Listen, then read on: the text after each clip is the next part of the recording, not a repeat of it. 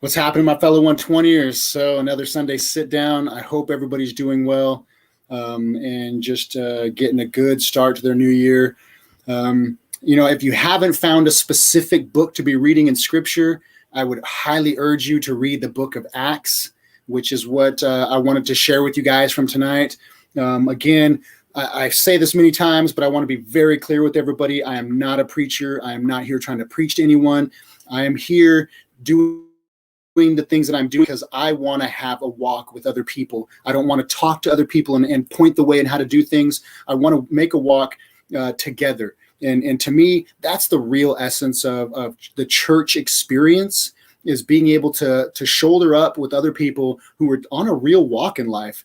You know, I feel for most pastors and other people, because I'm sure there's a great amount of pressure on them to be righteous and look righteous and all these other things. But thankfully, in my position, from where I sit, I don't need to try to, kind of excrete righteousness to other people or anything like that. This is just simply coming together and sharing a real life's walk together. So I thank you for all those who are taking time to stop in on Instagram, on Facebook, YouTube and Periscope.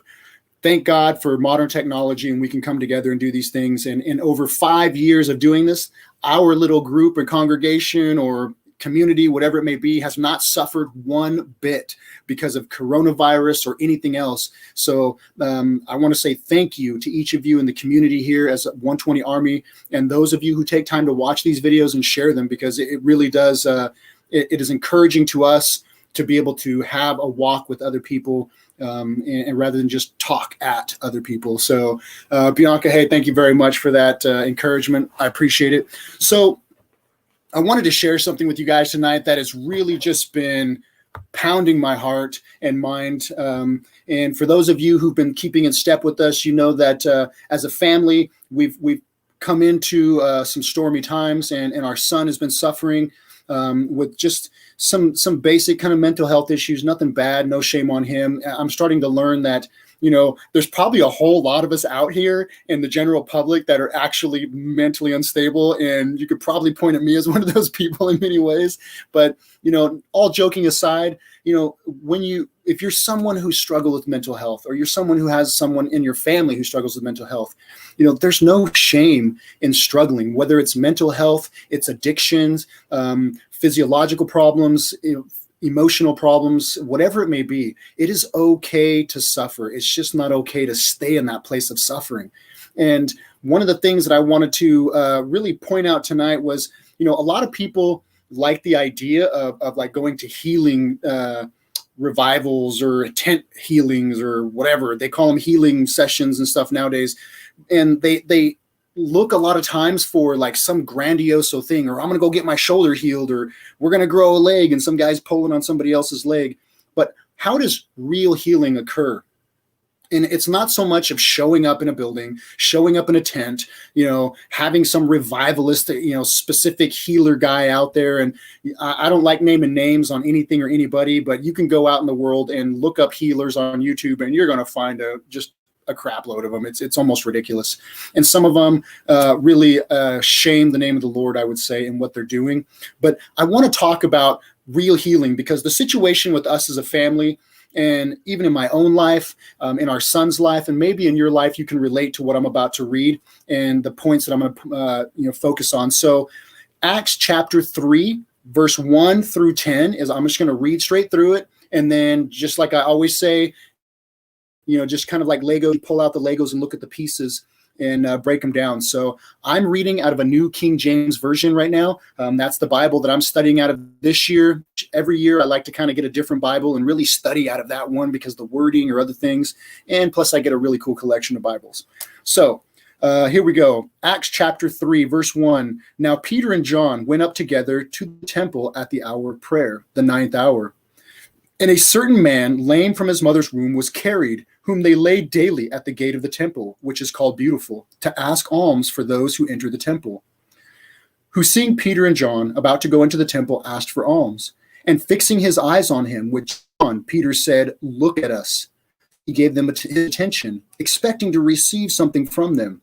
Then Peter said, "Silver and gold I have, but what I do have I give you. In the name of Jesus Christ of Nazareth, rise up and walk." And he took him by the right hand and lifted him up. And immediately his feet, ankle bones received strength. So he, leaping up, stood and walked and entered the temple with them, walking, leaping, and praising God. And all the people saw him walking and praising God. And then they knew that it was he who sat begging alms at the beautiful gate of the temple, and they were filled with wonder and amazement at what had happened to him. I really like this story because I have a real connection to the story right now, and have learned more about prayer and healing and things of the like that I would like to share with you guys. So starting off in verse 1, I'm just going to point out a few things here. I'm not going to break down the whole thing and stuff like that. But in verse 1, it says, "Now Peter and John went up together to the temple at the hour of prayer, the 9th hour." Out of that verse right there, what really stood out to me, and when I read my scriptures, what I like to do is read it, and then I go back and I read a section, and I underline certain passages or sentences or phrases that seem to somehow or another just weave together, or like Lego blocks, they fit together in my mind. So Peter and John went up together at the hour of prayer. You guys, that is 120. It is the hour of prayer. There is no temple in Jerusalem right now, so to speak, or that we could go to and practice religion the way they did back then. However, Peter and John went up together at the hour of prayer, together at the hour of prayer. 120 army, as an army, together. This is one of the main focuses of 120 Army and why we do what we do. We are not a new ministry. We are not a poaching ministry who's seeking to pull people away from other ministries and churches. We simply are, I guess you might say, instigating what it is that was the behavior, the habits, and the things that God really asked us to practice and do, and that Jesus exemplified, right? In scripture, it says that Jesus did one thing consistently: not heal, not walk on lakes and waters and pond every place he went and be transformed all the time and produce food. He actually consistently withdrew to lonely places and prayed. And at his most lonely or crushing moment, which was the Garden of Gethsemane, he took 3 of his apostles with him and said, "Stay here and watch," or "Pray, my soul is crushed even unto death." So the unity together. And the other thing is the hour of prayer, the appointed hour of prayer, right? And 120 Army allows us to have an appointed hour of prayer where we can come together. It's time zone by time zone across America. And if you have our app, not a shameless plug here, you can do the time zone challenge where every 120 time zone across America, you are joining with other people in that time zone to stop and pray a single prayer and single focus. That's powerful. Now, it's because of the fact that Peter and John went up to pray at the appointed hour, right, at the hour of prayer, that they actually were able to come across this man. Moving to verse 2, "And a certain man lame from his mother's womb was carried, whom they laid daily at the gate of the temple." I'm going to stop right there. And what stood out to me was a certain man lame was carried. They laid daily at the temple gate. Every day, somebody had to carry him, family or friends. Somebody had to carry this man to the gate of the temple and lay him there so he could actually ask for alms. And every day they went and picked him up after the day was done and carried him home. That means before work, they laid him there. They went to work, did their things, and after work, they came back and picked him back up. Prayer is so essential. It is the number one ultimate power placed in our hands that is the most least, I would say, understood and exercised. And just think, I've said this before, whatever your favorite breakfast is for food for breakfast, I mean, like donuts or like pancakes or whatever it is, right? If you ate that every day, how long do you think it would be before eventually you're like, I don't even want to look at it, right? This is the danger with prayer, that sometimes we get so used to it that we kind of become somewhat numb or jaded to it because we're always talking about it. And, oh yeah, I pray all the time. And I hear that from people a lot of times. Oh, I pray all the time. I never come against them or down them. However, there's a big difference from talking at God, thinking about your problems and wanting somebody to solve it, as opposed to actually praying and having an appointed time of prayer. Okay. So the second point is one, there was an appointed hour of prayer where Peter didn't go alone. He went with someone else. And there was an appointed time for this. Two, there was a man who was brought every day to the temple gates to beg for alms. He wouldn't have been able to beg for the alms or depend on the mercies of the people if he was not put there every day by somebody else. He did not drag himself there.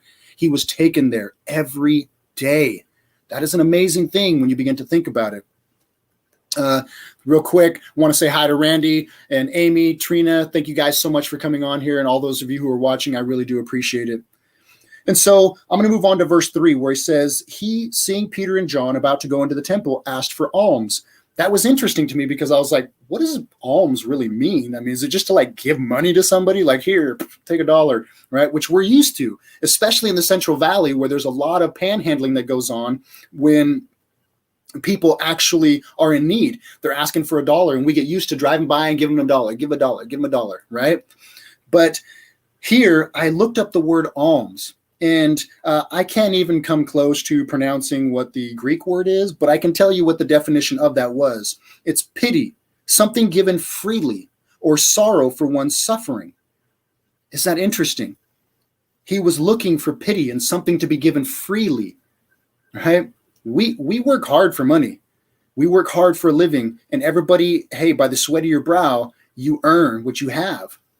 But maybe what people are asking sometimes is not always just $1 bill, and not just, oh, I pity you, like real sorrow for their suffering, and not just like, oh man, I feel sorry for you, but sorrow to the degree that we feel moved to act and do something about it. Many people say, oh, I'll pray for you. And they walk about 10 steps, they get halfway through their day, and they totally forget to pray for you.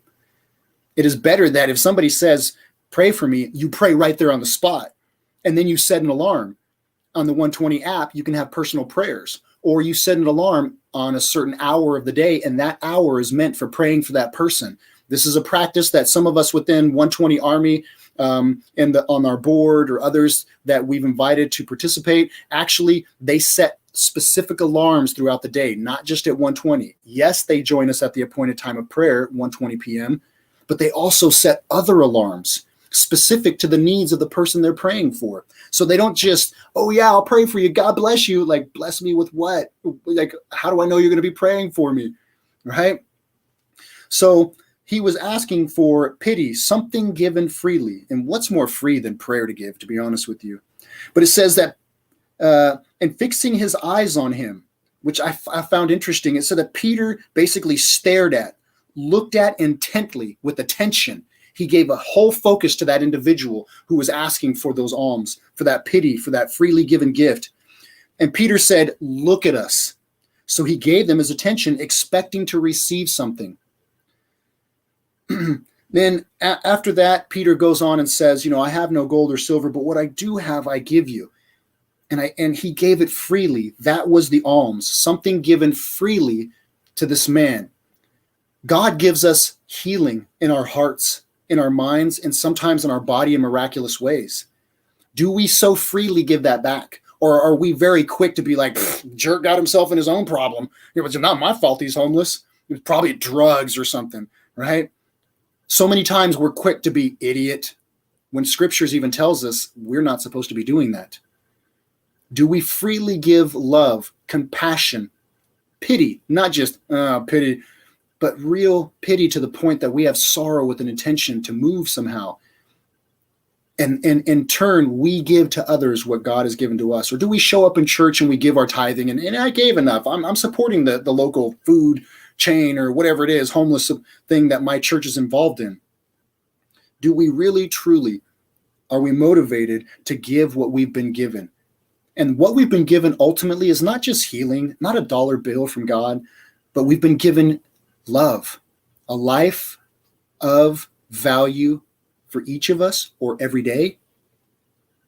And it's unique to the individual. We have something in 120 Army that we call individualized service as a 3-part aspect of what 120, how we as 120ers on the board and the foundings individuals, I would say some of the old school people, because I know you're out there, what we do is we actually have one aspect that we say is individualized service. It's not running around giving dollar bills or anything, but I've come up to people where I asked a homeless guy, hey, what do you need, man? What can I do for you? He's like, honestly? And I'm like, yeah, honestly, I'm asking you, what can I do for you? And he's like, I just want a beer. I'm like, all right, bro, I'll get you a beer. I ain't going to get you drunk, but I'll get you a beer. And I'm going to sit down here and I'm going to talk with you while you drink that beer. Do you mind? No. It's individualized for the individual and their needs. And that was something that Jesus did, and we try to replicate in our own lives. And Peter was giving to someone something that he saw was much deeper and bigger than just, let me heal your legs. And I wanted to point that out because, one, there's an appointed hour of prayer, and this is the fundamental building block, staple of what 120 Army is about. For those of you who may not know or are questioning or even try to share it, what's 120 Army? I don't know. Read Acts chapter 3, man. It's an appointed hour of prayer because there's no temple to go to. There's people who need to be carried daily to the courts of heaven, the gates of heaven, the gates of the temple of God's heaven, or however you want to say it, because there's no building to go to. There's no place to go to. So we are in charge of carrying these people there. And how are you personally challenging yourself to actually carry someone to the gates of heaven and the courts of heaven every day? You set that alarm. I can testify, and I seriously hope I don't embarrass you, bro, but on the back side of this screen, I tell many people is my brother Jose. And that dude has alarms set from right before morning till the sun goes down at 9 something at night. Every hour, the guy stops when the alarm goes off, and he lifts up his brothers. He lifts up somebody he said he would pray for. So anyone who knows my brother Jose Garza, if he says he's going to pray for you, let me tell you, I am a witness to the fact that this guy actually is praying for you. He's stopping, he's setting alarms, and he's praying for you, the individuals he said he would pray for. And that's the mark of someone who is walking out scripture, not going to church, not doing church, but being church, being a son of God, what he made him to be, kings, priests, priestesses, and queens, right? So it is our responsibility, if we really want healing for people, to daily take them there. I'm betting that the people who took this lame man to the temple gates every day did not expect that one day Peter and John, would walk up and Peter would simply say, boom, what I have, I give you in the name of Jesus of Nazareth, be healed. I guarantee they didn't show up that day, be like, okay, we're going to wait till January 25th and we're going to carry your lame butt over here and we're going to drop you off at the temple gates, not to be crude or rude. They didn't think that way, because that's a very crude and rude way of thinking. They every day got up and carried that man to the gates, and every day carried him home in hopes that one day he would get what he needs. And for us as a family, for those who've been around, hey, I've been the lame man to a degree. And many of you out there have carried our family to the gates and prayers for our son. And we have also likewise carried our son daily to those gates.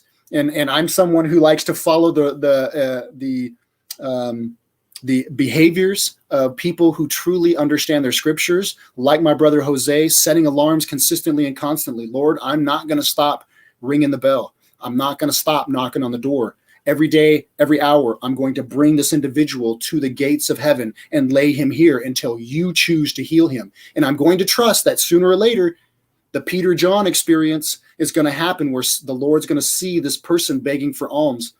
He's going to answer like he did with the parable of the widow. Every day in the courts, every day, until the judge is like, oh my gosh, okay, what do you want? Like the midnight traveler in the parable, the person knocking on the door. It's late, man. I'm tired. I've been answering prayers all day long. No. I need this one. I need this one. And because of the shameless audacity of the individual knocking on the door, the master of the house got up and gave him all he needed. So every day in prayer, we carry our son to the gates. When the Lord's going to choose to heal him, I don't know. But my job is to stay consistent and show up at the appointed hour and every day bring this person to the gate. So if one person in the 120 Army, and I challenge all of you to be true to this, if somebody in the 120 Army tells you, I will pray for you, I hope that you're setting an alarm right then and there sometime during your day and saying, every hour, this hour, I'll be praying for you.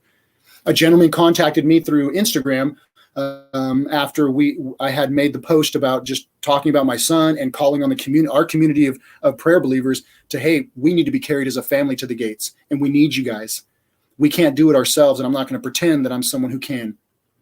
Somebody reached out and contacted me about their son who's suffering. So I set an alarm, snapped a picture, and sent it back to him and said, every day at 5:20, you can guarantee that I am praying for your son like I'm praying for my own son. Because that boy is not just his boy, he's our boy. He's the kingdom's son. And anyone out there who has children, those children aren't just yours. They are the kingdom's children, should you put them before the kingdom, the community, right? What's the old saying? It takes a village to raise a kid. So these are our jobs. And while we go about looking for people to pray for, or, hey, my prayer life's become a little stale, feel like my prayers may be bouncing off the ceiling, I don't know. You know what? Maybe that's the time. I have it written up here. I'm not sure who said it, but he says, if I have attained to greater power in prayer, it is directly related to my persistent practice of asking others what I might pray for them. Thus, I get opportunities to practice. Wow. Not only are you praying for someone else and, hey, I'm blessing them or being blessed and doing what God asked to love others, but you are actually growing and empowering your prayer life when sometimes we forget about our own needs and we look for opportunities like Peter and John. Oh, this man is begging of alms, and we give them our attention. Let me talk to you. Let me find out what I can really pray for you. Just like, oh, I'll pray for you. I'll pray for you. No. Are we really praying with that individualized service and mentality and heart? This person needs my prayer. This young man who I hope nobody knows or anything, I'm not giving too many names, but a young man by name, his name is Parker, and I pray for him like I pray for my own son. This is a kingdom child now. He doesn't just belong to those parents in my heart. He's ours, and we're going to carry this individual together. Because I can guarantee whoever carried this lame man in Acts chapter 3 was not doing it by themselves. They were doing it with others. Right? So pray for my son who is going to Oregon to play football. For the first time in his life, he's going into the crazy college world. Thank you. Hey, focused and ready. You got it. You got it. As a matter of fact, sorry, guys. So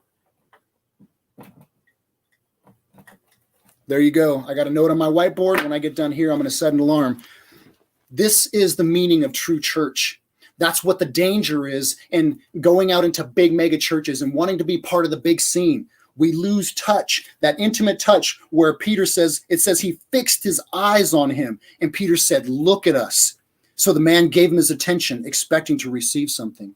And then boom, they had this moment of connection. Money, gold, and silver, I don't have. I can't give you that, but I can give you what I do have, which is the unlimited grace and love of God. And that's what heals, right? I hope you guys are understanding what I'm saying. And I want to show you guys something that really, I have a picture that I keep next to my desk. Every day I look at this. And what I want to show you is, this is the look of a man who had no one to carry him to the gates. This is the look of a man that I met down in the Tower District, for those of you on Instagram, right? This is the look of a man who I met in the Tower District, sat down and bought him a breakfast and a coffee and talked with him for a little bit. And you know what I found out? This is the look of a man whose dad called him a bum while he was living at home as a kid growing up. You're a bum. And you know what he ended up being? A bum. He had no one to carry him to the gates. It's very important and pivotal that we as parents recognize the difference that it makes. This is the look of a young man whose parents carry him to the gate. Right? It's vital. Right now, he doesn't look that way. He kind of appears somewhat like this. But I can guarantee that after carrying this young man to the gates, our son, a kingdom son, our future, right? He's going to look like this again. He will be restored, just like the lame man was restored. How long it took? I don't know. It doesn't really say how long it took, but just that he'd been there for a while, so long that people got to know his face and knew who he was. But just like our son, I'm going to continue to carry him to the gates. And for those of you who have been praying with us, I want to say thank you. And I pray that God returns to you the encouragement and blessing you've been to us by being near to you and answering your prayers, hearing your prayers, and blessing you in your homes and lives. How long it's going to take for him to get back to where that picture is, I don't know. But you can sure as hell bet that every day, every hour, I will be taking him to the gates. And I have a brotherhood, a community, a whole army of people who are helping us carry our son to the gate every day. This is shouldering each other's load. This is mourning with those who mourn, rejoicing with those who rejoice. And this is the essence of the church. It's amazing to me that in the Bible, the last section of Acts chapter 2, right before Acts chapter 3, it says a vital church grows. And then the next thing you read about at the beginning of chapter 3 is a lame man is healed. A vital church grows. And how does it grow? We show up for the appointed hour of prayer. We keep ourselves reliable to God and to each other. God lives outside of time. He's eternal. So it's up to us to declare the sovereignty of God over every hour of our day, over the hours and the walk of these people, over the lives of my son and people like this man who I met. I'm almost guaranteeing you he didn't have a mother or father who were taking him to the gates every day. He didn't have a community behind him like you guys who were carrying him to the gates every day. This is what true church is supposed to be. This is what I'm hoping as 120 Army, I guess you'd say board or founders or participants. This should be the mentality that we're carrying. And I want to thank those who have actually been walking alongside of us in our family's weathered storm right now. For those of you who've contributed to dinners to bring them over and contributed funding, I was shocked that to my dear sister-in-law, I publicly thank her and praise her. She started an online thing, and within like 2 or 3 days, boom, there's almost $1,000 of people donating for food and other things. My heart is touched. It gets easy for us to think and sometimes lose hope that, you know what, man, I'm so sick of the institutionalized church. I'm so sick of seeing half donkey Christians, we'll say, so I don't offend anybody who might have a light constitution. I'm sick of it. Lord, where are the people who are going to do your name justice? And sometimes it takes a little suffering. It takes us being the lame man by the gates in our family. For me, Lord, there's nothing I can do. I have no power. I have nothing I can do except just show up. And at that, I can't carry this boy all by myself. No one person can carry the lame man to the gates. No one friend dropped the lame man or paralyzed man through the roof of a house where Jesus was talking. But it was when Jesus saw the faith of the friends who lowered that paralyzed man into the house that he healed him. Not because, oh, I pity you and sorry for you, I'm going to do a miracle right now. No, he was moved by the faith of the people who brought him there, their hearts. And as 120 Army, we are carrying each other to those gates. I don't care if you look like you got everything together. I can guarantee you don't. Why? Because God hasn't taken you to heaven like he did Moses or Enoch or others who walked no more on earth. So we're all here with our own brokenness. Find those who can carry you to the gates. Be someone who carries others to the gates. Commit to an appointed time of prayer every day, just like Peter and John did when they went to the temple. And you may never know when the day comes that you will be the miracle worker who shares the great love and grace of Christ, right? And love, L-O-V-E, life of value for each of us or every day. Grace, get right and centered emotionally, right? It's not just cliche words. The church has become a cliche to the world.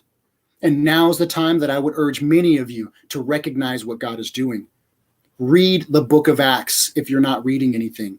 If you're one of those read straight through the Bible every year, I would urge you to slow down and devour the book of Acts because it is an amazing thing.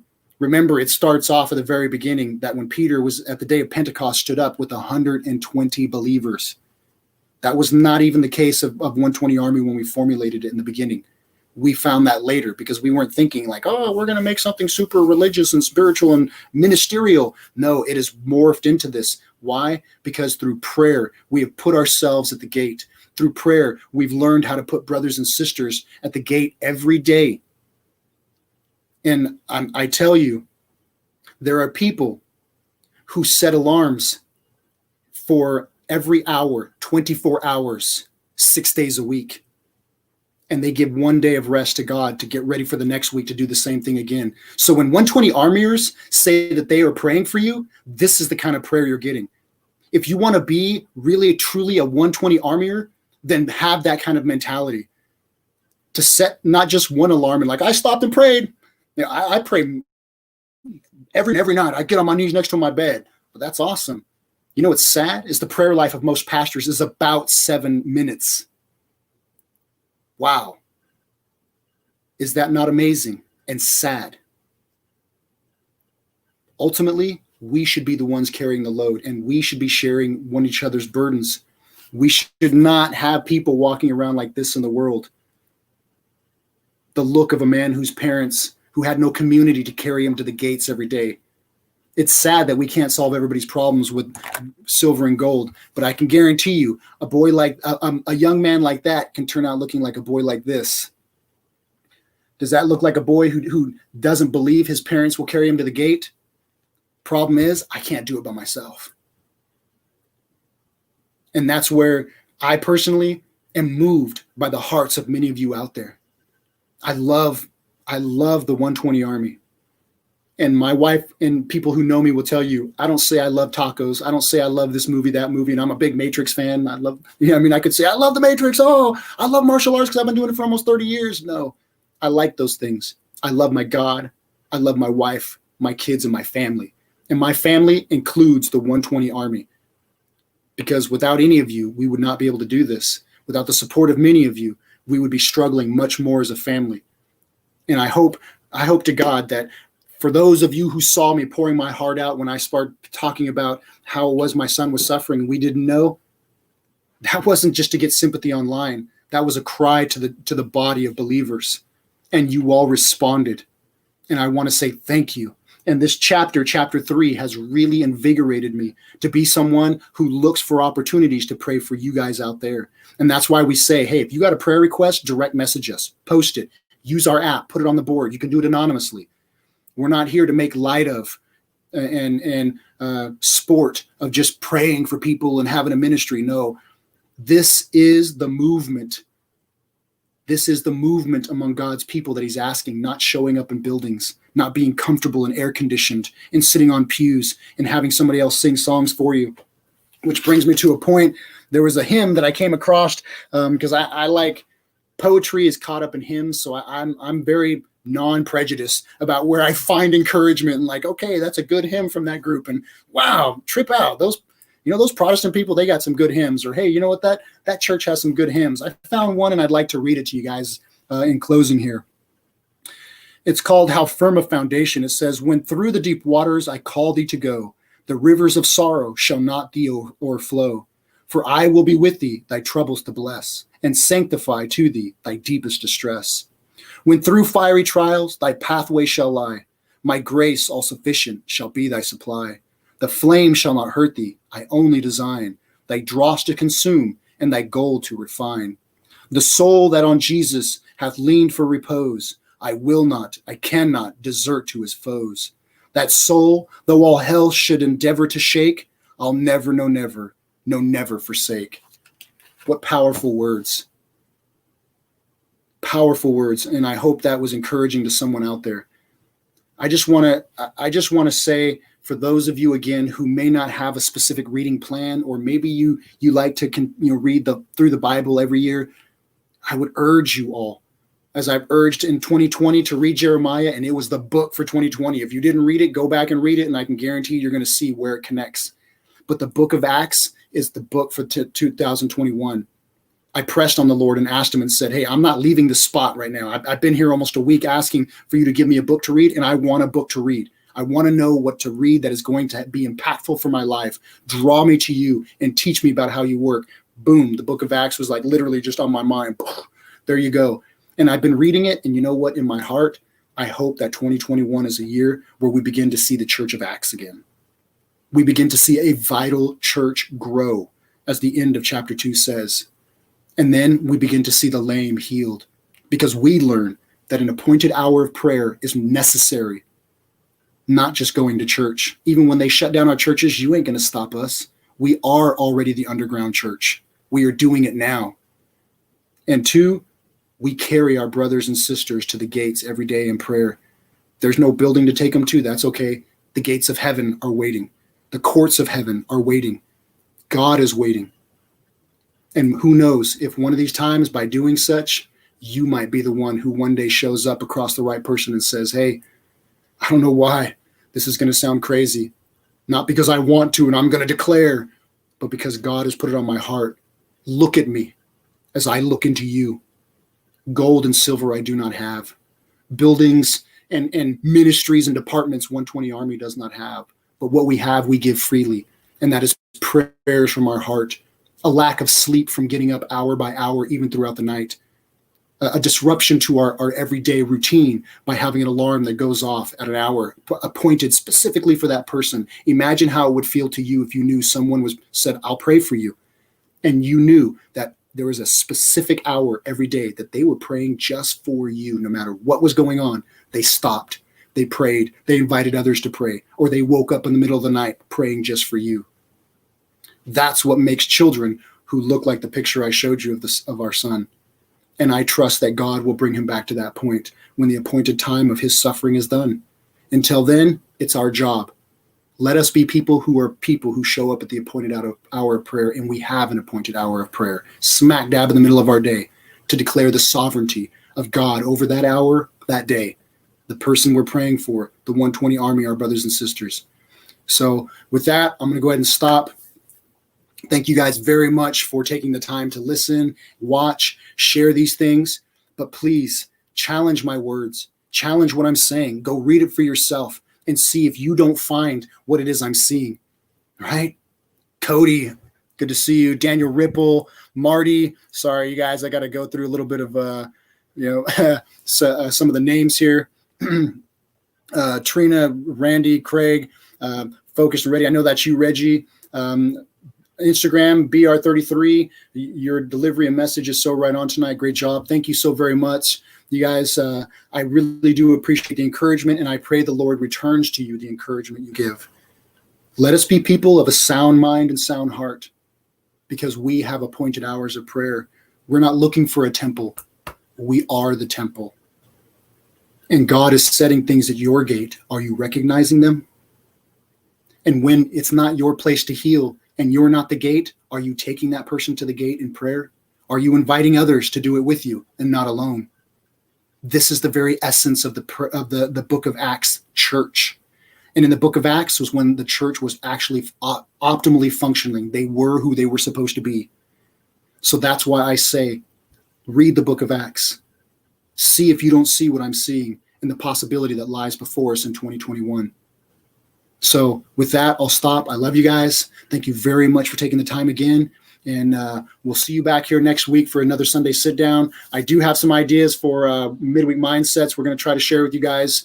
Just things are busy right now, so please be with us or bear with us. And my brother, man, Jose, actually said he wanted some time to share something with you guys. So what you got, my man? Couple things. I love you, bro. Thanks, my man. Great message. I don't know if you guys have been watching. What's up, Daniel? On our post on Facebook, we've been posting on that we're coming on at 1:20 on this app called Clubhouse. Couple things. Clubhouse is only for iPhone users, and you have to be invited in. So more than likely, you're going to have somebody on there that can invite you in. But if you want to join us in prayer, and this is live.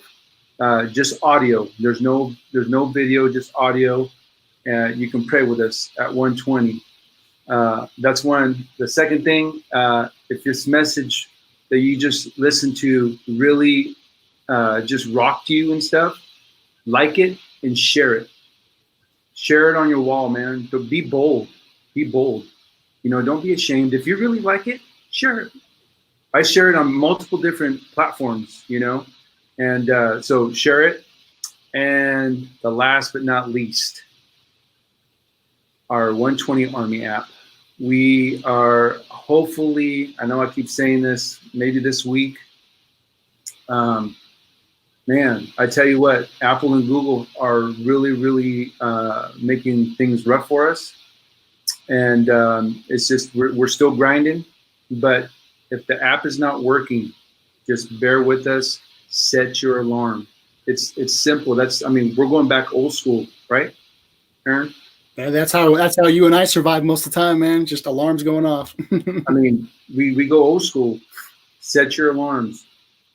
I know when the app goes live, both on Apple and Google. Right now, Apple, it's live a little bit. Google it's not even out there yet right now. It just shut down. But when they're both up and running, we will come out live and kind of promote it and everything. And then, like Aaron says, you can post prayers on there. You can post prayers on there anonymous in case there's something that you're don't want people to know what you need prayer for. You can do it anonymous, and people will be praying for you. So that was pretty much it. What I wanted to share with everybody.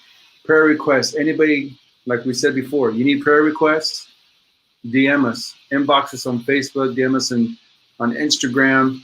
Like Aaron says, he reach out to you, and if it's not Aaron, it's myself. So we'll be out there. So that's pretty much it. Yeah. And please, Marty, just to answer your question, DM our page for prayer requests, and we will be praying for anyone who actually sends a DM to us. Yeah, that.